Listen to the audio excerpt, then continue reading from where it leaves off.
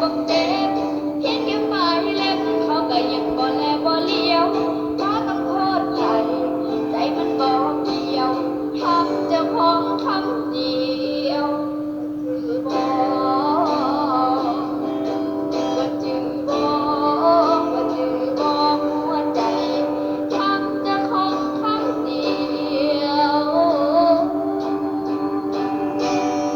ว่าจือบ่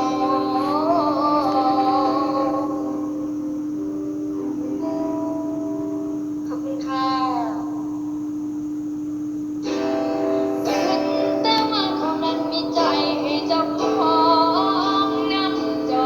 บนั้นกรรมทั้งเป็นทั้งร้ายทั้งอายดีคิดไปเองข้างเดียว แค่เขายิ้มก็สบสายตาหวานหวานบ่โดนบ่นานก็หักเขาเก็บเอาไปเมื่อไปฝันพันละชาน้ำหัวใจเป็นจังใดละทีดี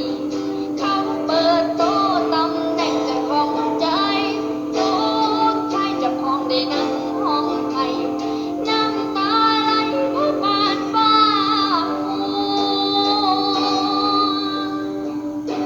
ได้เป็นคนแพ้ตั้งแต่ว่าทันบอกได้เป็นคนหักเป็นได้ก็แค่ได้ฝันจบแล้วอวสานก่อนหัวใจแตกการปิดตำนานหาเขาข้างเดียวอยู่ซื่อๆก็ดันซื้อมือเอาใจไปหาบอกเจ็บเพียงแค่ปลายเล็บเขาก็ยังบ่แลบ่เลี้ยวเพราะต้องโทษใครใจมันบ่เกี่ยวทำเจ้าของคำเดียวคือบ่ว่าจือบ่ว่าจือบ่หัวใจทำเจ้าของคำเดียว